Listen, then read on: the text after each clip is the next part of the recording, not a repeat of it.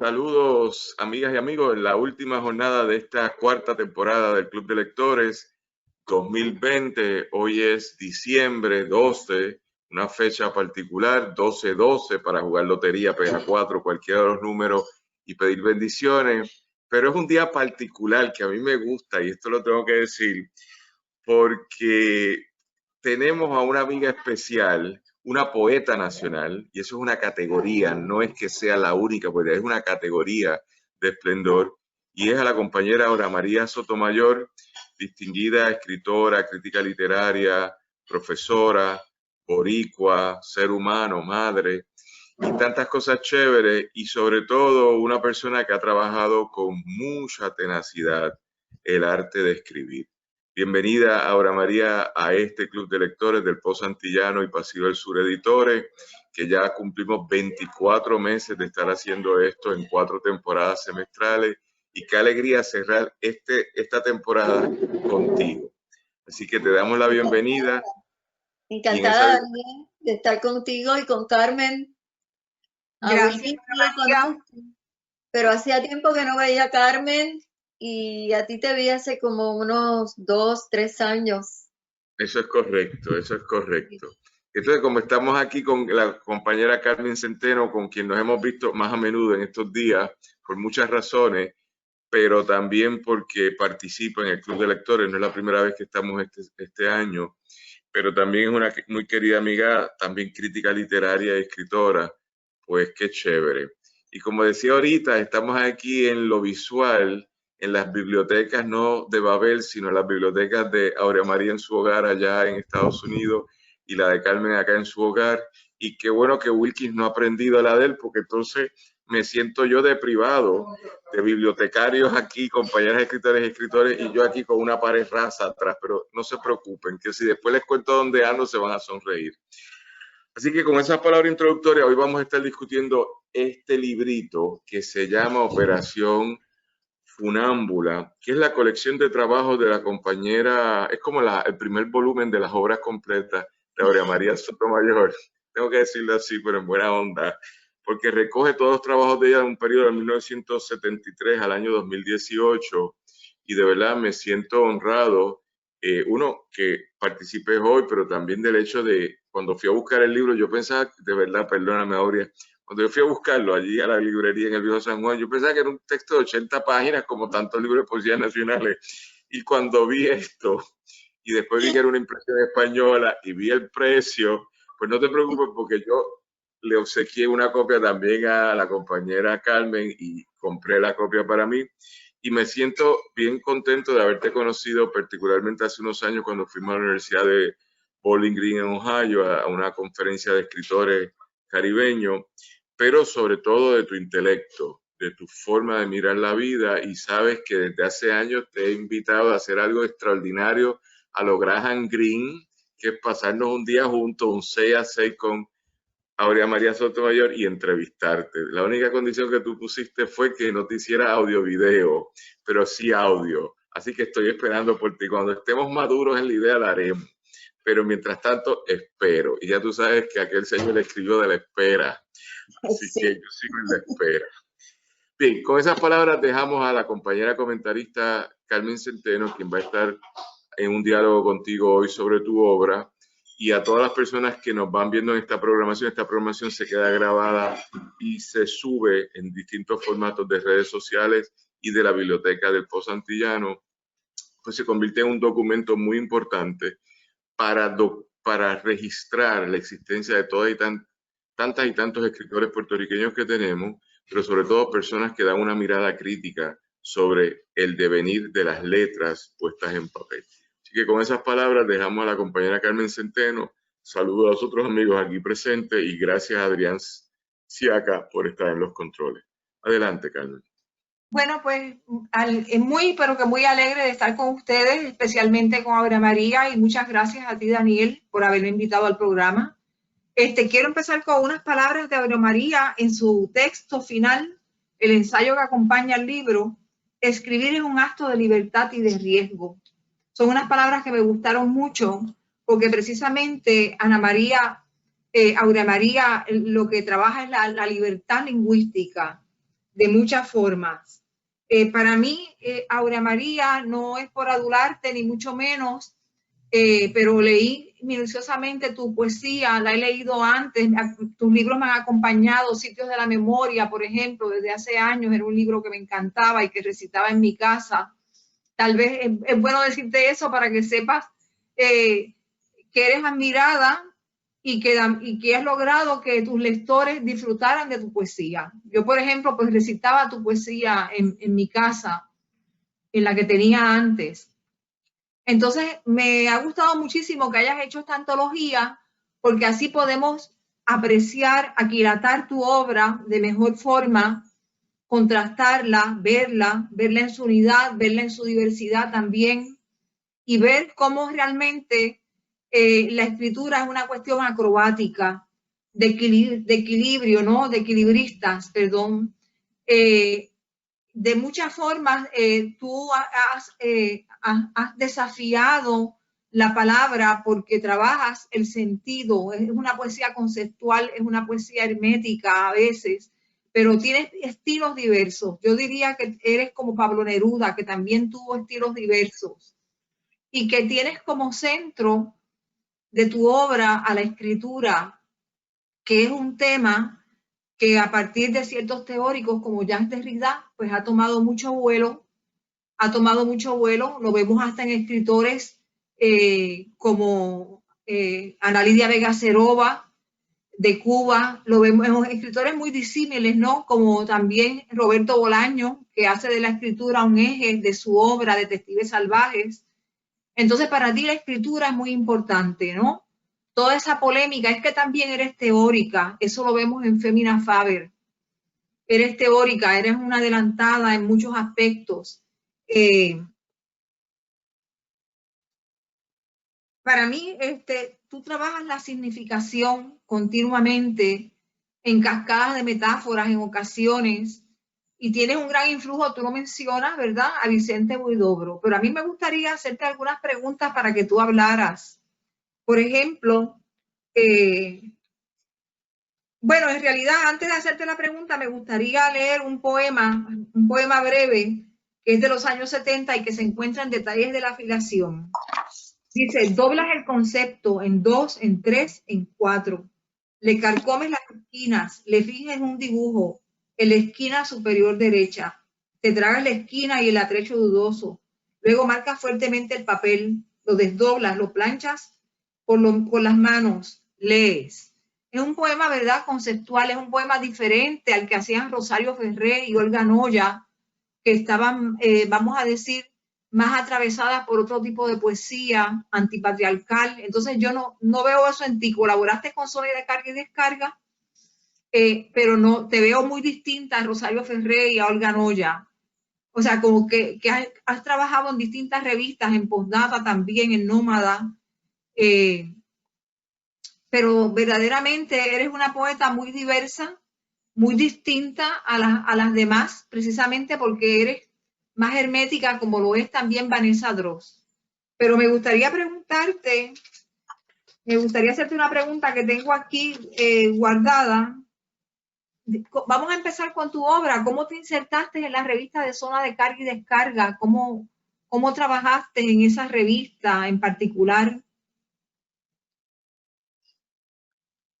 Bueno, muchas gracias, Carmen, por esa introducción tan bella y tan abarcadora en términos de lo que he tratado de hacer mediante mi obra poética e incluso la crítica, porque ambas podríamos decir es un desdoblamiento de la misma cosa que es la escritura como tal, desde un punto de vista creativo, ¿no? Porque tanto la crítica como la poesía son fórmulas y procedimientos con lo creativo.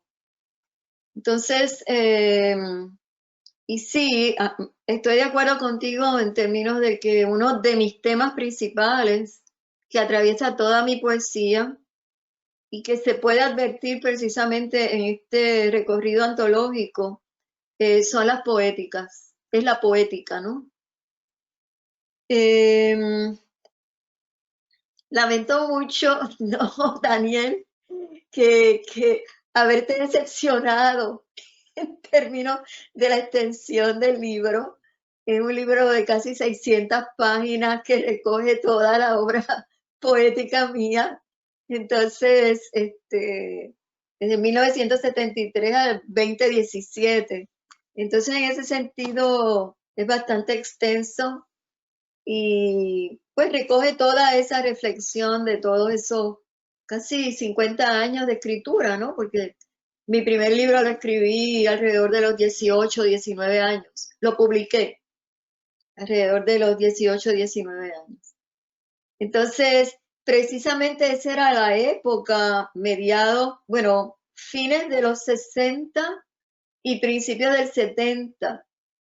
Era una época donde había mucha efervescencia, podríamos decir, en la Universidad de Puerto Rico y específicamente en lo que nosotros llamábamos el Pasillo de Humanidades, donde se gestaron muchas de las revistas más importantes de la época y donde se educaron, podríamos decir, donde confluimos una generación de escritores, una promoción, si se le quiere decir así, de escritores que fueron los escritores del 70 y que todavía estamos escribiendo.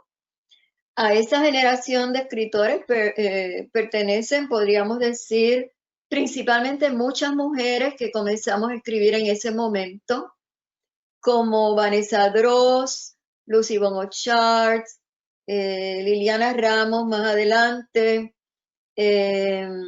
Rosario Ferré y Olga Noya, ya eran mayores que nosotras, ¿no?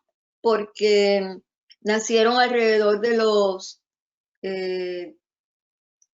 30 aproximadamente. Tanto Olga como Rosario se incorporaron tardíamente a la literatura en ese sentido, de modo que la obra de ellas y la nuestra confluye cronológicamente hablando.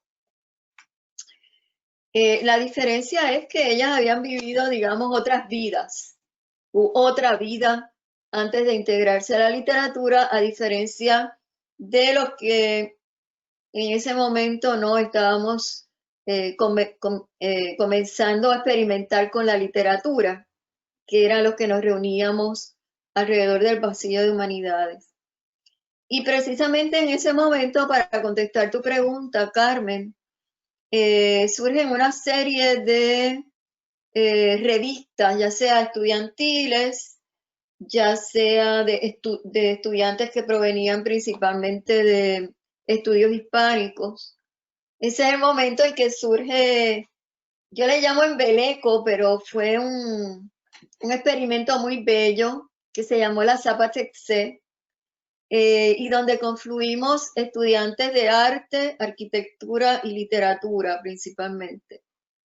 Es el momento también en que surge una revista como Penélope y el Otro Mundo, que estaba centrada principalmente en narrativa, y la revista más importante de esa época de los 70, poquito más adelante, fue Zona Carga y Descarga, dirigida por Olga y Rosario.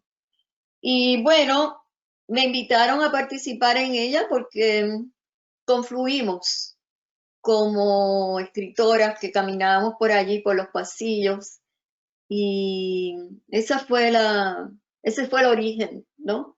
de esa invitación. ¿Y qué piensas tú de la poesía que hicieron Rosario y Olga principalmente, y también de Emil Matos, ¿verdad? Que fue mayormente, abiertamente antiandrocéntrica, más abierta. Entonces tú no cultivas ese tipo de poesía, a pesar de que eres una mujer muy firme en tus ideas, muy arrojada. La presencia de Sor Juana Inés de la Cruz es evidente en tu poesía y en tu ensayo. Tienes un exquisito ensayo en Femina Faber, en el que hablas de Sor Juana Inés de la Cruz. Pero ¿qué piensas de ese otro tipo de poesía? Y qué curioso que en tu poesía está la figura de Sor Juana, pero vamos a decir que no se ve la misma rebeldía, aunque la tuvieras personalmente, no se ve la misma rebeldía en la escritura que se ve en estas otras mujeres. Fíjate, esa es una pregunta bien inteligente, Carmen, porque en cierta medida se relaciona con esto que mencionaba. Carmen y Rosario y Olga provenían de una experiencia de vida por la que yo no había atravesado. Ambas eran mujeres casadas ya, que habían renegado de su matrimonio, podríamos decir, y sus experiencias como mujeres dentro de un matrimonio. Y yo no tenía que aborrecer nada de eso porque estaba comenzando a vivir, ¿no? No había pensado en la poesía como un espacio de reflexión, principalmente filosófica y de reflexión sobre la palabra. Y en ese momento, a pesar de yo ser feminista en este momento, pero en aquel momento mi poesía no me invitaba a llevar a cabo una especie de repudio del mundo masculino, tal como lo hacían Olga y Rosario, y un poco más tardíamente Nemir, a través de su poesía lésbica. A mí lo que me interesaba en ese momento era cuestionar el lenguaje realmente. Sí, definitivamente que así se ve en Aquelarre, se ve en tus primeros libros, ¿no? Se ve a través de toda tu obra cómo cuestionas el lenguaje, cómo lo trabajas en enumeraciones de metáforas, la importancia que tiene la paradoja, por ejemplo. Verdaderamente es bien interesante ver cómo de muchas formas influyó, me parece a mí, ¿verdad? Que influyó el creacionismo en tu obra. Tú mencionas a Vicente Huidobro, yo diría que también el surrealismo amalgamado con esta otra corriente. Es muy interesante ver eso. Hay otro aspecto de tu poesía que me entusiasmó mucho ver, porque no había podido ver absolutamente todos tus libros, pero tanto el trabajo de Rizomas, que es un libro interdisciplinario con el cine, como el libro, el de Diseño del Ala, en el que trabajas también el Caribe. Trabajas el Caribe. A mí me gustaría muchísimo que leyeras alguno de esos poemas. No sé si tienes ahora la antología a la mano, pero el poema, por ejemplo, el que le dedicas a Palés, le dedicas a varios autores caribeños. A mí me gustó mucho eso, porque te insertaste, eres un intelectual que abrió las fronteras de lo que aquí estábamos cultivando para ir a ese otro Caribe más desconocido, el Caribe de St. John Pearce, ese Caribe que no estudiamos aquí, más que en los cursos de inglés con el doctorado que se hizo en literatura caribeña, pero lamentablemente en el resto de los estudios literarios en la universidad, vamos a decir que el resto de los estudios literarios en la universidad está apartado de ese Caribe. Entonces tú abriste esa frontera, ¿no? Le dedicaste poemas a Brathwaite, eres traductora de Walcott también. Entonces tienes un hermoso poema, Palés. Ahora no recuerdo la página, lo tenía apuntado, no sé si tú lo recuerdas bien. Sí, está en la página 287. La 287. Me encantaría Sí. que lo leyeras, me encantaría que lo leyeras tú. Eso forma, sí, yo lo leo con mucho gusto, Carmen. Bueno, nada más para hacer como una introducción a este libro, tanto Rizoma, bueno, la cuestión visual siempre ha estado presente en toda mi obra. Desde, digamos, lo que yo considero mi primer libro bien orgánico, que es Sitios de la Memoria. El Sitio de la Memoria está dividido en 4 partes, 4 gestos, 4 catas. Y si se lee, se puede recorrer el abrir y cerrar de un abanico, que es el abanico que se utiliza en algunas artes marciales para lanzarse a la yugular, ¿no?, del contrincante. Esa es una de las metáforas principales del Sitio de la Memoria. Y la otra metáfora es la del pulpo y la araña. Es decir, que esas dos, podríamos decir que son claves de mi obra. En ese sentido, lo visual atraviesa mi obra y se nota también el rizoma, que es una lectura de una serie de textos cinematográficos. Sí, en el caso de este libro, este libro fue construido a la par, diseño del ala, publicado en el 2005 por Callejón, fue escrito a la par en el mismo momento en que comenzaba a traducir a Derek Walcott, la traducción de Bounty. Entonces, en ese sentido, todo este libro está atravesado por un descubrimiento del paisaje caribeño. Y no solamente de su paisaje, sino también de toda su cultura. De modo que podríamos decir que ya desde el principio del 2000, yo estaba pensando en el Caribe como una de esas, en Puerto Rico como una de esas múltiples islas caribeñas que nos atraviesan, y en la posibilidad de pensar a Puerto Rico mirándolo desde fuera y no desde adentro, que es lo que se acostumbra. Casi siempre se piensa a Puerto Rico como integrando el resto de la cuenca caribeña. Yo creo que debemos pensarlo al revés, pensar al Caribe como una totalidad y luego a Puerto Rico como una de las partes de esa totalidad. Entonces, en ese sentido, el advertir ese paisaje desde fuera, el colocarse desde afuera para poder entenderlo mejor, es una de las claves para poder incorporarnos a lo que sería el sentido de ser caribeño en todos los renglones de la palabra. Por eso, este poema que mencionas, que se titula Sal de Palés, forma parte de una miniserie dentro de ese libro titulado Caribe y Variaciones, que son una especie de homenaje a, por un lado, St. John Peirce, Walcott, Palés, Lezama y Brathwaite. Esos son los cinco poetas que trato de homenajear ahí.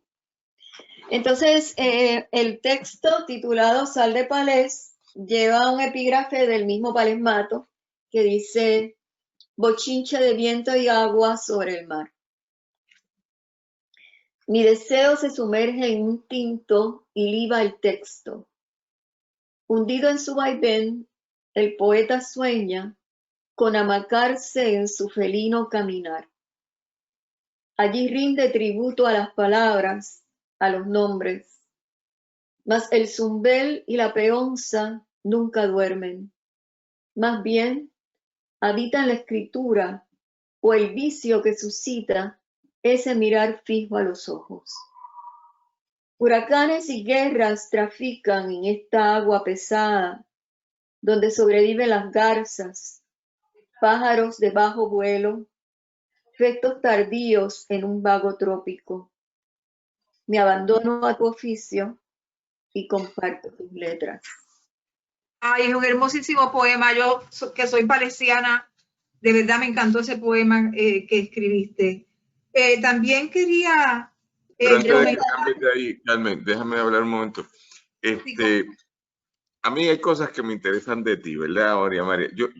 Ella es la crítica literaria. Yo soy un títere de la calle que te lee, que te escucha y que te reconoce. Reconocer en el sentido profundo filosófico.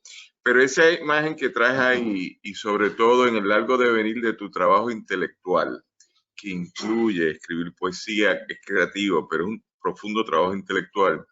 Y ahí Carmen hizo mención a las revistas que tú fundaste o cofundaste o participaste, sobre todo las del Último Puño en Puerto Rico. Cuando tú quieres mirar ese país, no del país hacia el Caribe, sino del Caribe hacia el país, y cómo me define, en el devenir creativo de tu vida, esa mirada también incide ahora de haber, por las razones que sean, no vamos a entrar en eso, de estar mirando al país desde una distancia más marcada, que no es Caribe, pero que me ayuda a entenderlo de otra forma. Porque yo creo que el país se puede entender muchas veces, muchas formas, adentro, fuera. O sea, no hay una sola lectura, y yo creo que el debate que ustedes abrieron en los 90, ese debate sobre la nación, todas esas cosas que se debatieron en la década de los 90, era una forma de cómo explicar el país.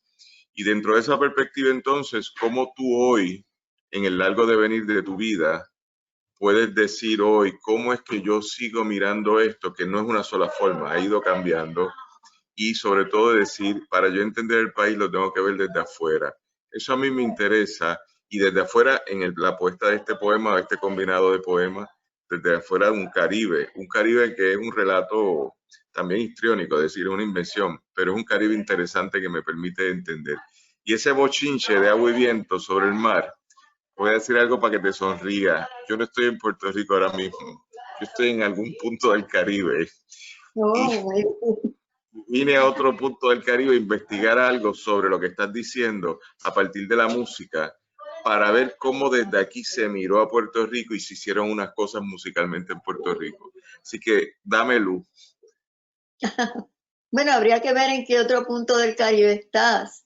Si estás en el Caribe hispano, el Caribe francés, inglés. En el angloparlante. En el angloparlante. Bueno, se me perdió ahora con lo que iba a comenzar. Sí, mencionas tres. ¿Por qué míralo desde afuera? Sí. Yo creo que parte de los propósitos de lo que fue esa promoción del 70, que todavía continúa escribiendo. Y ahora voy a hablar así en términos generales como parte, no en primera persona, sino como parte de una promoción. Uno de los propósitos fue establecer contacto con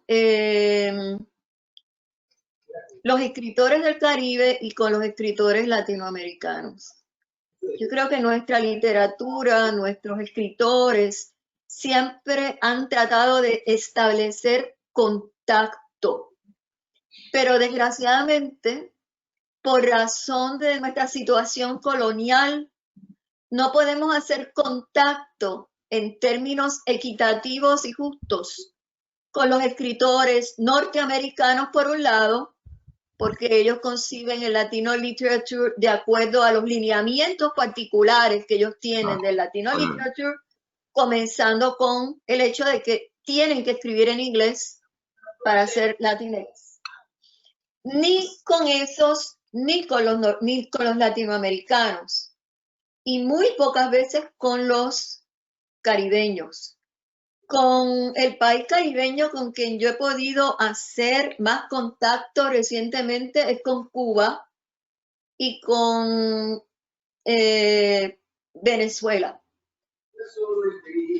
Y yo creo que también por razones políticas, porque están más abiertos al hecho de que Puerto Rico es un país en todo el sentido de la palabra. Desde Latinoamérica nos vemos todavía como esos pobrecitos a quienes se les concedió la ciudadanía norteamericana y por lo tanto cojeamos de alguna forma cojeamos, ¿no? Incluso hay algunas personas que piensan que nosotros no hablamos español, ¿no? Y ya conocemos todo lo que dijo Gabriel García Márquez sobre los puertorriqueños y Puerto Rico. Entonces, hay una minusvaloración, podríamos decir, de parte y parte con respecto a lo que son las letras y la cultura puertorriqueña. Y es lamentable porque desde los 70 nosotros estamos tratando de enviar señales y muy pocas veces somos incluidos en las antologías. Para comenzar por ahí, tú abres cualquier antología de poesía o narrativa latinoamericana y nosotros los puertorriqueños no estamos ahí. Somos muy pocos. Y lo mismo desde el punto de vista norteamericano. Entonces, por eso es que pienso que nosotros tenemos siempre que pensarnos casi bilocalmente. Por un lado, desde Puerto Rico, por el otro lado, desde fuera de Puerto Rico, para tratar de establecer esos contactos con el mundo. Porque en última instancia, no solamente queremos hablar con los puertorriqueños, sino también con todo el mundo y con toda una tradición cultural de la que formamos parte. Entonces, pues por ahí comenzaría mi respuesta a tu pregunta, Daniel. Me parece que también nosotros debemos despojarnos un poco de un excesivo nacionalismo que podría hacernos daño en el sentido de que solamente nos miremos a nosotros mismos. Tenemos que establecer contactos con los demás. Ser nacionales en el sentido más amplio de la palabra. Es decir, caribeños, latinoamericanos. No sé si contesté tu pregunta, pero no te oigo. Antes que Carmen vuelva, solo un punto para que me encantó que lo que dijiste, porque tú lo dices y yo te cito, entonces pongo, según dijo ahora María Sotomayor, eso que somos un país, a veces yo me quedo pensando, o sea, yo sé que soy una colonia, ¿sabes? Pero que soy un país porque tengo todos los atributos, es interesante. Y con esto cierro. Jurídicamente yo tengo una tesis que es la teoría del incapaz. El incapaz necesita un mentor. En los documentos históricos de relación Puerto Rico-Estados Unidos, Puerto Rico es un país que no es hábil. Por eso es que ellos son nuestro poder metropolitano. Por lo tanto, yo soy el incapaz eterno. Eterno. Y eso es interesante porque eso no es verdad en la práctica. Por eso existes tú, por eso existe Carmen, por eso existe Wilkin, por eso existo yo, por eso existe el Postantillano, gente que hacemos y estamos produciendo unas narrativas alternas. Y es interesante porque a veces no se ve desde adentro, por eso es que me trabajo el punto, sino se ve de cuando tú haces el diálogo afuera. Y no el que me invisibiliza, ese no me interesa el que me visibiliza. O sea, un poco Cuba, Venezuela, otros experimentos. Así que nada, gracias por eso. Me siento satisfecho con tu contestación. Gracias, Daniel. Fíjate, quisiera añadir algo más. Eso que mencionas es muy cierto. Las metrópolis siempre tratan de infantilizar a sus colonias, obviamente, para establecer una relación desigual, paternalista, con sus colonias, que es lo que ha hecho Estados Unidos con respecto a Puerto Rico todo el tiempo, desde 1898 hacia acá. Una de las cosas que yo agradezco de haber vivido aquí en los Estados Unidos por 10 años es, por un lado, la capacidad de mirarme desde afuera, mirarme en el sentido de país, mirarnos desde afuera. Y por el otro lado, la capacidad para entablar relación con otros pueblos latinoamericanos que sí están muy abiertos a dialogar con todo lo que es literatura y cultura puertorriqueña. Argentina, Chile, Venezuela, Cuba, Ecuador, Perú, República Dominicana, que estuve recientemente allá con un grupo de compañeros, León Félix Batista.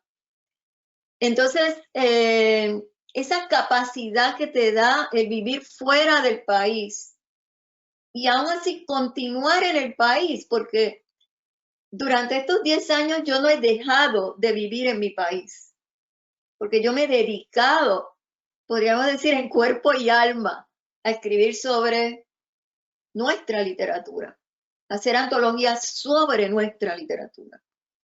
Entonces, es importante, si estamos fuera del país, continuar atados a él, estableciendo redes, estableciendo contacto y tratando de destruir ese sentido de minusvalía que Estados Unidos trata de sembrar en nosotros. En ese sentido estoy totalmente de acuerdo contigo, Daniel. Te dejo porque es que el pie forzado lo dio Carmen con tu obra histórica. Y por eso es que yo te quiero entrevistar, porque tú eres una obra histórica y no estoy comparativamente con nadie, simplemente de las cosas que tú has hecho. Y eso te lo dije desde el 2017 cuando nos conocimos mejor. Y es interesante, porque hay algo, lo que está diciendo Carmen, hay algo que era leer el poema. La crítica literaria me interpreta, pero también es que tú juegas con sombrero, porque tú no solo eres creativa, sino también eres una persona que interpreta, que hace la crítica literaria, que hace la reflexión sesuda. Y entonces ahí hay algo que yo creo que en tus propios méritos es un poco de una escritora filosófica. Y esa parte a mí es la que me interesa intelectualmente hablando de tu creación. Y te lo digo genuinamente, ¿entiendes? Este semestre hubo otra persona que después lo hablo, pero son entrevistas de un peso, de un peso distinto. ¿Sabes? Eso es todo. Sigue, Carmen, que aburro. Dale. Bueno, no aburre para nada. No, yo iba a señalar que la misma situación con el Caribe la atravesamos los que hacemos crítica literaria, porque a veces es muy difícil encontrar los libros, encontrar el apoyo para la investigación aquí en Puerto Rico, y a su vez se necesita dinero para que se nos apoye en una estancia en estos países y buscar, ¿verdad? Poder buscar los libros, poder buscar los materiales. Es un problema que nos afecta a todos. Desgraciadamente, vivimos enajenados del Caribe, del resto del Caribe. Pero yo quiero volver a la poesía. A mí me interesó mucho también tu poesía amorosa y tu poesía de un fino erotismo. Y tienes un poema muy hermoso del cual quiero leer una parte. Me gustaría que comentaras sobre el cultivo de tu poesía amorosa, la de Sáficas y la de Cuerpo Nuestro. Esta se llama El Deseado. Esta me encantó. Dice: quisiera que me amaras más allá de la poesía, más allá de la posible música de nuestros cuerpos, del número inexacto de la tinta, más allá de los viajes exquisitos por el tacto, de los sueños que desgastan el sueño, más allá del licor de los cuerpos, del coro de los labios, del brindis de los cuerpos, de la caricia sostenida de la voz. El erotismo es un tema que está en escena en la novela contemporánea, en la novela latinoamericana contemporánea, en la novela nuestra.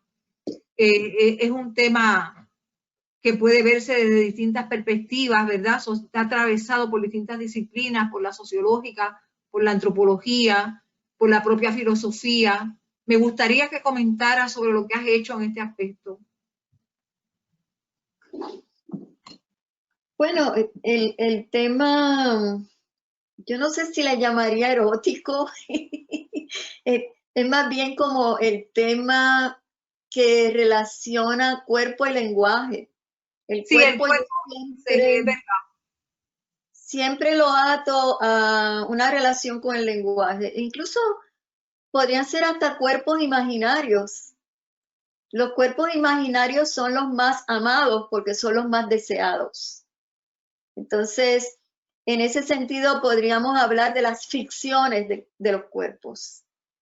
Y en ese texto titulado El Deseado, lo que tenemos es eso, es una ficción de cuerpo que se abastece, digamos, se nutre de lo que sería el deseo. Y algo parecido ocurre con este otro libro que publiqué, cuyo nombre se me olvida, que es Cuerpo Nuestro, que es de 2013, otro libro bastante orgánico también,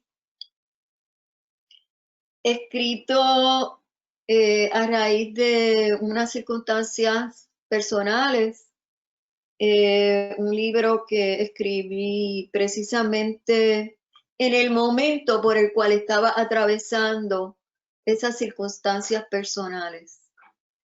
Y que al cabo del tiempo, mientras lo voy leyendo, me doy cuenta de que lo que hay ahí también es un cuerpo imaginado, un cuerpo que se creyó amado, pero que a la larga imaginé. Por lo tanto, lo que queda al final de ese texto es, por un lado, mucho dolor a partir de una experiencia, mucha sabiduría también a partir de esa misma experiencia, y sobre todo un recorrido por cómo el lenguaje puede recrear una relación amorosa de parte y parte. Y cómo el lenguaje también puede disolver el cuerpo mismo de esa relación amorosa. De modo que Cuerpo Nuestro tiene como tema las palabras, los cuerpos imaginados y sobre todo los cuerpos sobre los cuales se reflexiona. Por eso es que se va disolviendo el cuerpo a medida que lo recorremos, así como se va disolviendo lo que fue aquella relación. Sí, a mí me pareció muy hermoso el libro Cuerpo Nuestro. También quería comentar, hacerte otra pregunta. Perdóname, perdóname un momento, es que eso es de un nivel de profundidad que tengo que hacer terapia.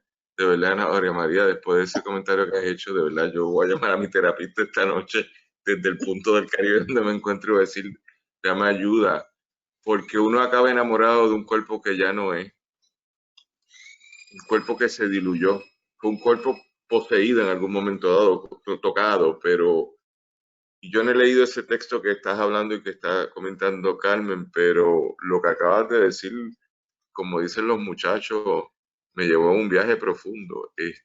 Muy interesante esa reflexión que es comentada, pero presumo que si leyeras alguno de ese poema, de ese momento, sería interesante, porque uno vive realmente hablando, después que te olí, yo vivo del recuerdo de haberte olido, porque el olerte no se queda, o sea, uno no está oliendo ese cuerpo todo el día, simplemente te olí un momento dado y después vivo en un recuerdo, y ese recuerdo se va distorsionando, se va diluyendo, se va recreando, se va apagando, y pienso, y con esto las dos lo pueden manejar, pienso en distintas películas, ¿verdad? Pero jugaría un poco con The Pianist, la original de Nueva Zelanda, jugaría con otras películas que son más de viejo encanto, no de encanto moderno, sino de viejo encanto, con la pérdida. Hay una película de Sandra Bullock muy buena, que es la que el marido se muere y ella a través de los sueños va recreando, no me acuerdo, es una película extraordinaria para hacer cine comercial tradicional, pero es interesante porque ella va en los sueños recreándolo todo, hasta que dilucida lo que realmente pasó, pero es su imaginación, cierta o falsa, es su imaginación. Así que hay algo de eso con el cuerpo que se va. Uno sigue amando algo que ya ni es en ninguna forma, realmente huele de otra forma, pero uno inventó ese olor y Sí. tiene la consecuencia que tú dices. Nada, me pareció muy fuerte ese pensamiento. Perdóname, Carmen, es que yo soy comentarista tuyo aquí, comentarista de la comentarista. Pues Fíjate quería... que sobre The Pianist yo escribí un poema que está en Rizoma, que es uno de mis poemas preferidos de ese libro y que tiene que ver con esa relación tan opaca que existe entre el maurí y la mujer europea que va a visitar ese espacio alucinante y diferente que se convierte en su prisión. Voy a buscarlo, entonces, gracias. Voy a buscar Rizoma porque has hecho menciones ya 2 veces. Muy interesante esto. Muy interesante concatenar distintas narrativas, no solo la de la escritura creativa, sino otras en lo que es tu trabajo. Nada, sigue, Carmen, perdóname.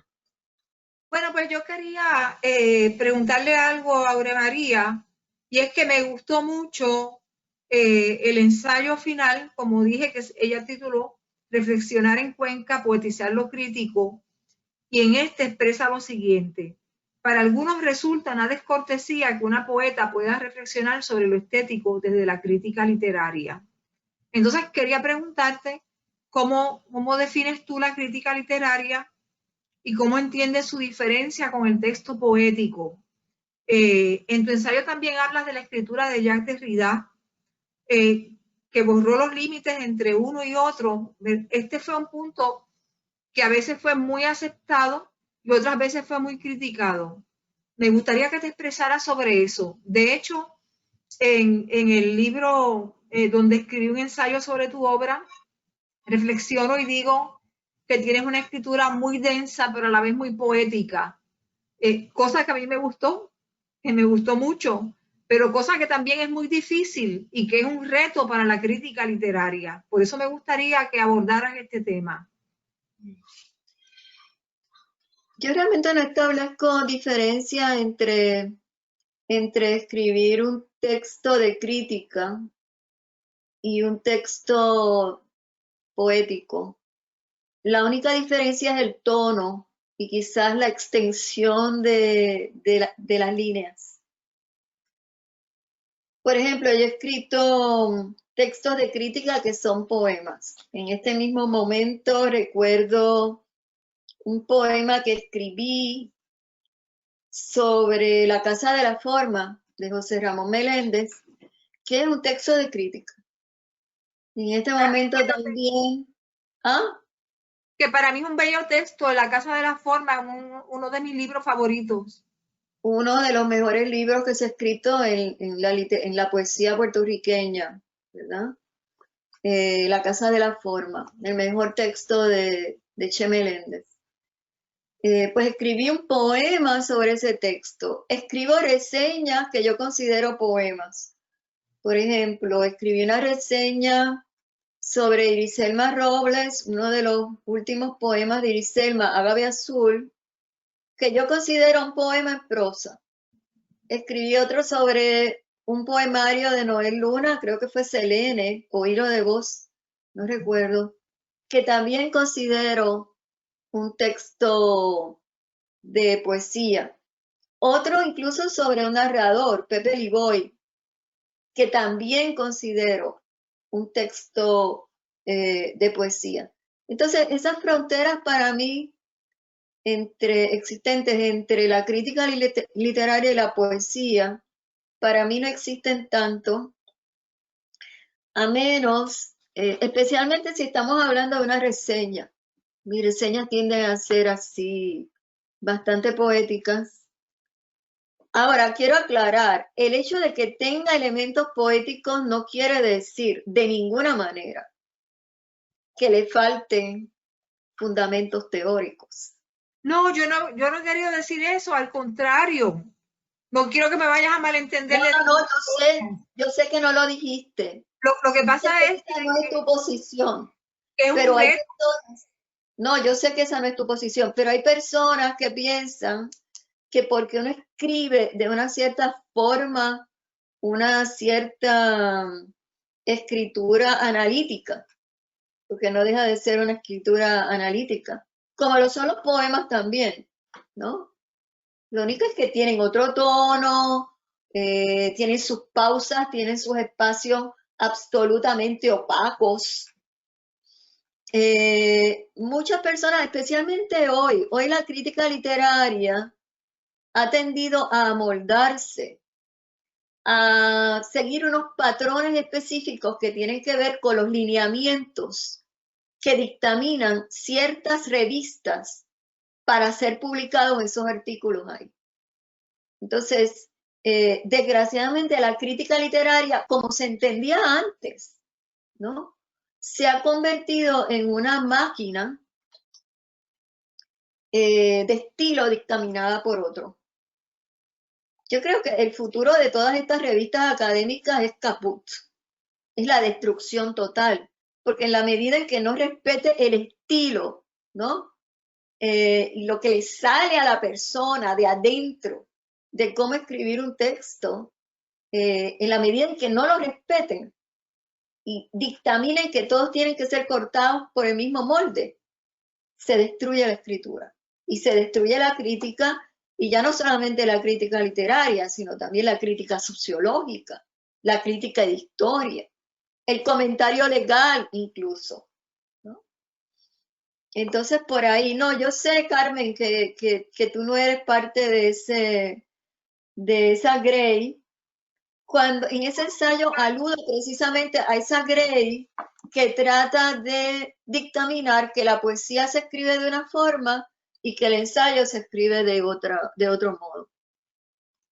No, me parece es una visión muy estrecha de las distintas formas en que podemos trabajar el lenguaje. De hecho, por eso cité este ensayo tuyo que me gustó muchísimo. También quiero señalar que has hecho algo muy valioso con tu libro, aquí lo tengo a la mano, con tu libro Entre objetos perdidos, un siglo de poesía puertorriqueña, en el que abordas de manera crítica la literatura, ¿verdad? Escrita de forma poética. Es un trabajo, no sé cómo has tenido tiempo para hacer tanta cosa, de verdad. Tal vez el estar en una universidad norteamericana, tal vez allá tienes más apoyo, porque aquí lo que hacemos es contra viento y marea. No creas, yo tenía más tiempo para escribir en Puerto Rico que en los Estados Unidos, porque la Academia Norteamericana te exige estar viviendo para ellos el 100% de su vida. Por ejemplo, ya yo tuve que informar qué clases yo voy a dar en el 2021. Te exigen de todo. Yo tenía más tiempo de escribir en Puerto Rico que acá, por todos los compromisos burocráticos que te exige la Universidad Norteamericana. Pero aún así he podido escribir más porque estoy viviendo sola. Y la soledad te ayuda a escribir. La escritura. Bueno, pues, has hecho un trabajo de verdad colosal. Yo te expreso mi admiración, mi cariño, también ambas cosas. Cuando vengas a Puerto Rico me gustaría recibirte definitivamente y que pudiéramos conversar de poesía. También me gustaría, tal vez no lo hice antes, pero me gustaría. ¿Podría comentar algo sobre eso que dijiste de Entre Objetos Perdidos? Ajá, sí, claro. Sí, ese es un ensayo que yo le dediqué a la poesía puertorriqueña y es un recorrido de 100 años de poesía puertorriqueña, desde Luis Llorens Torres o antes de Luis Llorens Torres hasta los escritores actuales. Y lo interesante de ese libro es que incorporé también citas extensas de poemas, de los poemas que... Sí, lo vi. Los poemas que menciono en el análisis mismo. Entonces, este texto es una variación de un ensayo que escribí para los 2 volúmenes de poesía puertorriqueña que sacó o está en el proceso de sacar, publicar la Biblioteca de Ayacucho, en Caracas, sobre poesía puertorriqueña. Y son 2 volúmenes que van desde Luis Llorens Torres hasta Mara Pastor, creo que es Iriselma Robles, es la última poeta incluida ahí. Entonces, como te digo, mira. Es una antología. Es una antología. Es una antología en 2 volúmenes, sí. Estoy esperando que me llegue el PDF de Biblioteca Ayacucho, porque casi lo están terminando en este momento. Y lo presenté el volumen para la Feria del Libro de Venezuela, ahora hace apenas 2 semanas. Pero todavía no está preparado el PDF como para enviárselo a los amigos y todavía no lo han colgado allí en Biblioteca Ayacucho, pero es el mismo proyecto que trabajó Marta a nivel de cuento. No sé, sabes que Marta también tiene 2 volúmenes de cuento ahí. Sí, los tengo. ¿Perdón? Que los tengo. Exacto, pues esto es lo mismo, pero en poesía. Me parece estupendo, un gran logro, porque la Biblioteca Ayacucho es muy prestigiosa, además tiene página en línea que puede llegar a mucha gente. Claro. Me parece que te has destacado en ese sentido de forma de muy alta manera. Las antologías no son fáciles, elegir a quién seleccionamos, ¿no? ¿Qué rige tu selección en esa poesía? ¿Qué criterios seguiste?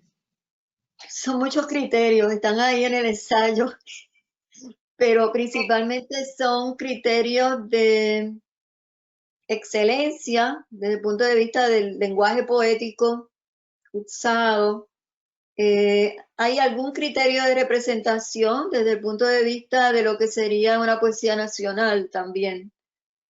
Nuestros poetas nacionales, digamos, Juan Antonio Corretjer, Francisco Matos Paoli, Julia de Burgos, están ahí representados, Luis Párez Matos, obviamente, están ahí representados. Y luego, a medida que va corriendo la antología, van cambiando también los intereses y las temáticas incorporadas. Por ejemplo, hay una parte dedicada a la escritura de la diáspora. Por ejemplo, está muy bien representado Pedro Pietri y algunos otros poetas puertorriqueños de la diáspora de los 70 y de hoy. Un poeta llamado John Torres, si no me equivoco. No el John Torres de Puerto Rico, sino otro. Y también poesía feminista, poesía de mujeres con el tema feminista. Son muchos criterios los que va recorriendo la antología a medida que se va alejando de una poesía que tenga un proyecto nacionalista, ¿no? Como lo fueron Corretjer principalmente.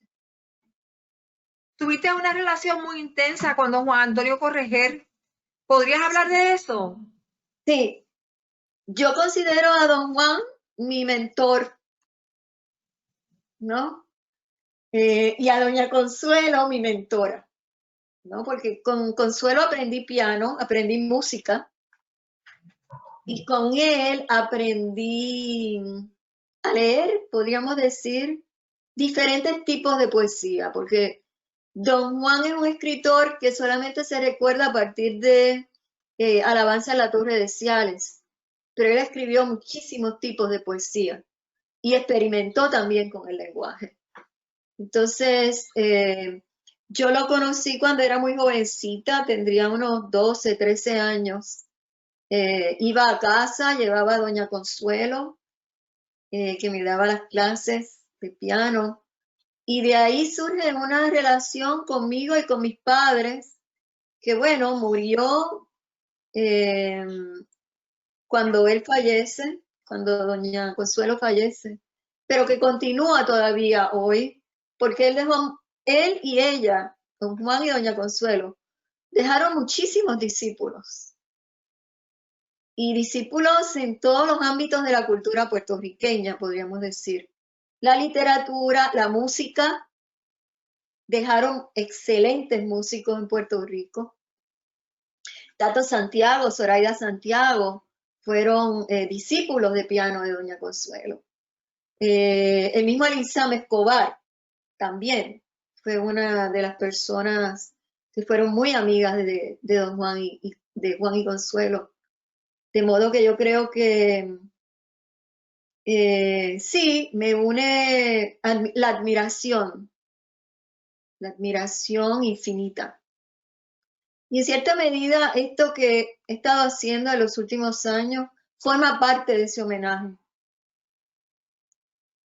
Ah, qué bien. Es un homenaje a poetas como don Juan Antonio Corretjer, a poetas diversos, ¿no? ¿De qué año a qué año es la antología? La antología de Ayacucho comienza aproximadamente en los 1914, y termina aproximadamente en el 2016. En el 2016.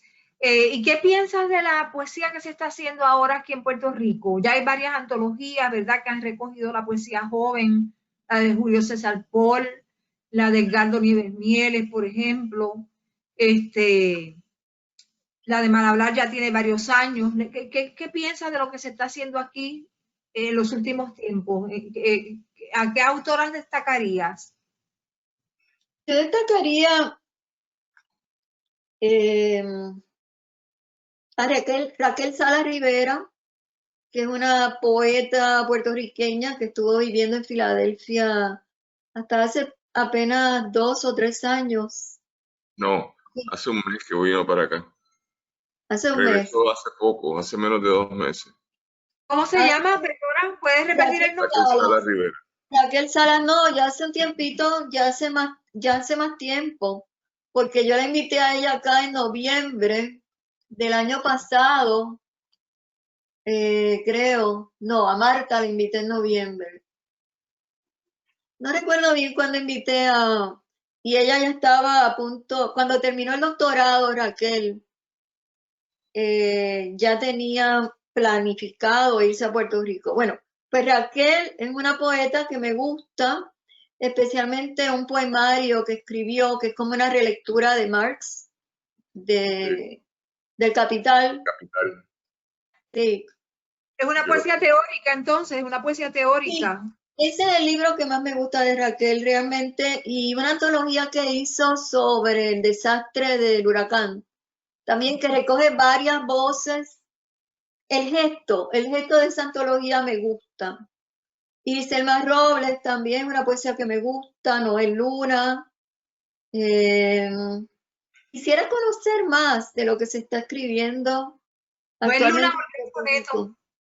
¿Perdón? Noel Luna volvió al soneto y eso me recuerda que tú también eres sonetista. Tengo algunos sonetos ahí en el... Algunos sonetos ahí, sí.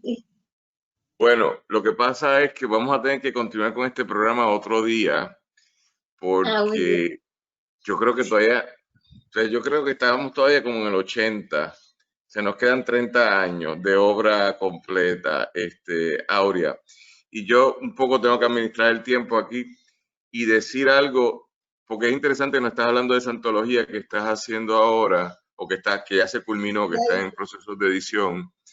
Y con esto si te pido cierra tus ojos y mira, ¿qué es lo que estarías mirando con tus ojos cerrados? ¿Cuál es el próximo paso? ¿Cuál es el próximo momento? El próximo momento es regresar a Puerto Rico. Qué bien. Quiero regresar pronto, terminar lo que me queda acá y regresar a mi casa.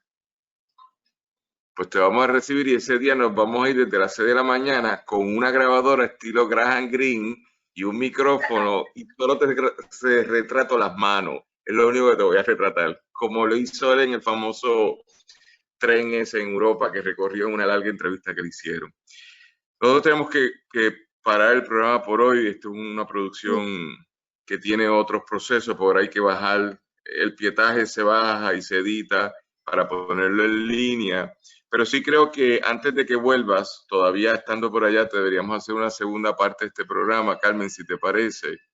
Y seguir hablando entonces de 1980 para acá, tal vez los últimos 30 años, que yo sé que Carmen ha mezclado, pero un poco seguir explorando contigo. En esa pregunta que te hizo Carmen ahora, yo quisiera pasar lista de, bueno, ¿y qué te parece esto, lo otro? Pero es por el respeto a tu pensamiento, a tu forma de mirar este país desde donde está.